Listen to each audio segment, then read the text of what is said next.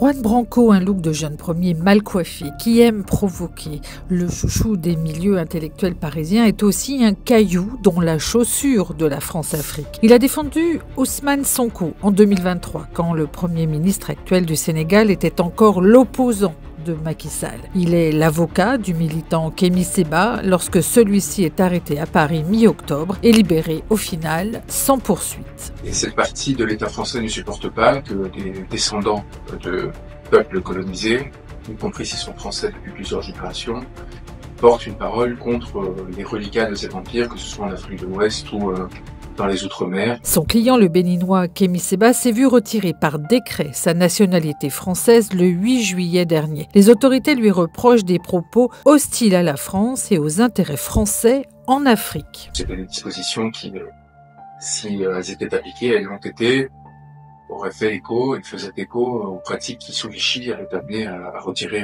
leurs droits citoyens à des personnes selon leurs origines, en l'occurrence principalement des personnes dites d'origine juive. Donc cette mobilisation de cet appareil d'État contre un simple militant et intellectuel a de quoi effrayer d'un côté, pour ceux qui se battent pour des principes fondamentaux en France, et de l'autre, montre que le combat de Kémi Séba fait peur et donc est efficace.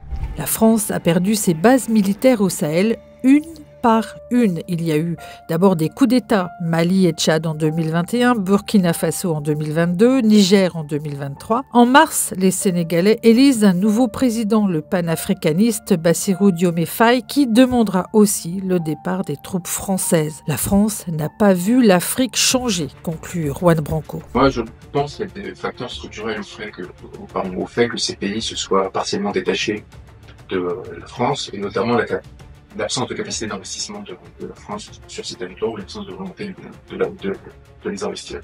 Et donc, naturellement, ils se tournent vers d'autres partenaires, mais qui eux-mêmes vont avoir des tendances ou des velléités prédatrices par nature. Tout empire ou à cette impulsion-là. Et donc, je pense que la ligne d'ailleurs qui est celle qui est suggérée par Kémi Séba, qui consiste à distribuer ces alliances et à faire qu'il n'y ait pas de rapport d'unidépendance à l'égard d'une des grandes puissances. Et évidemment, la meilleure voie à suivre, c'est la fin d'un empire et l'expression aussi d'une ringardise de la part de nos autorités actuelles, n'ont pas su comprendre les évolutions des sociétés africaines, de leurs élites politiques et de la nécessité d'établir des rapports d'égalité. M. Macron est une des personnes peut-être les moins capables et un des dirigeants politiques les moins capables à l'échelle internationale, mais aussi dans l'histoire française en termes de relations internationales et de compréhension géopolitique. 120 soldats français ont quitté le Tchad il y a une semaine. N'Djamena a suspendu sa coopération militaire avec Paris le 28 novembre. 1000 soldats français étaient stationnés dans le pays.